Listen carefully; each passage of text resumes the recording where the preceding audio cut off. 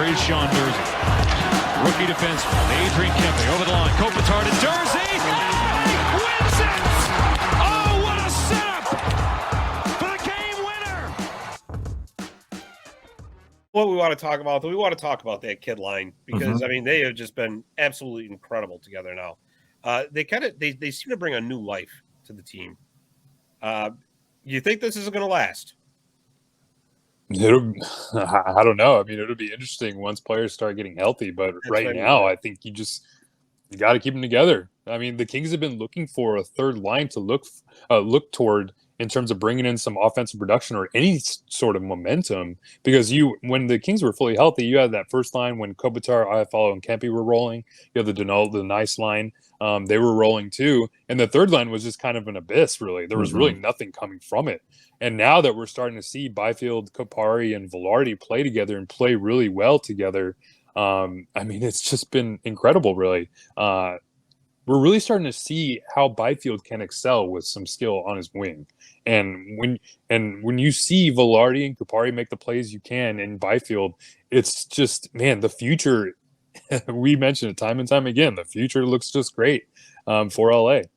It does. And boy, what a shot by Arthur Kaliyev last night. Oh my gosh. The arty party in full effect. And Ryan, you and I were talking, during a couple games ago too. I actually think the second power play unit looks better than the first. Yeah, they're almost flip-flopped right now. It is. So. It's incredible, but you know what? That's what happened. You put those kids together. They've been playing together down in Ontario. Let them rip. Well, they're skill players. That's the thing. It's like you bring up a player like Jordan Spence. He's an offensive defenseman. This is what he does. Bring up a player like Gabe Vilardi. He's a skill guy. If you give him space, he's able to find the right guy and make a play. And Quentin Byfield, Ryan, you've been hammering for Byfield to get power play time for a couple months now. I mean, it's finally happening. And look what's happening with the power play. That was a perfect example of it last night. So you finally get that skill that the Kings have been missing on the man advantage. And it's starting to pay dividends for the team. And that's why you have to have players like Vilardi, Byfield, or Kupari on the team and going down toward the playoffs, because you have to have those skill guys to help with the special teams.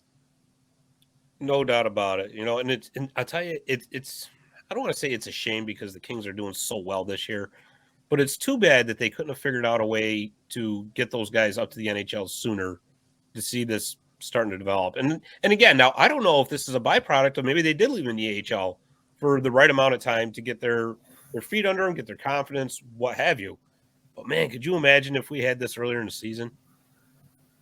Yeah, I mean, I will say right now, I hate putting pressure on players that are that young. But I said in my pregame article yesterday, like, I need to see more out of the first line.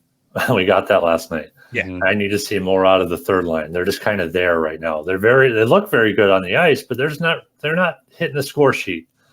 We got that too. So maybe I should start making some trade predictions here. There you go. Ryan's predicting the Philip Forsberg deal to LA. Yeah.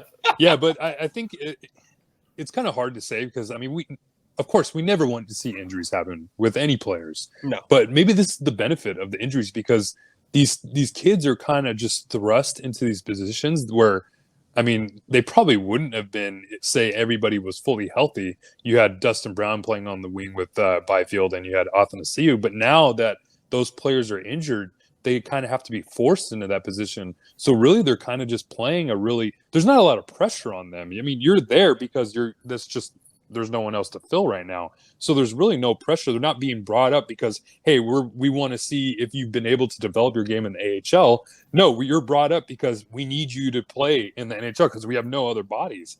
And I think you're starting to see that freedom and that kind of calm being played and being displayed from players like Kupari and Vilardi because they're playing like the players that we saw earlier in the season of Vilardi from 2020 year. And so I think that's kind of helped player like Rasmus Kupari, who maybe was gripping his stick a little too much earlier in the season, maybe kind of forcing plays when he wasn't really producing. And last night was just a perfect example of what we've seen, what we can see from Rasmus Kupari when he plays on the wing and plays that free type of game using his speed all over the ice. It was just great. Yeah, and you're seeing why the Kings took him in the first round. Yeah, oh, absolutely.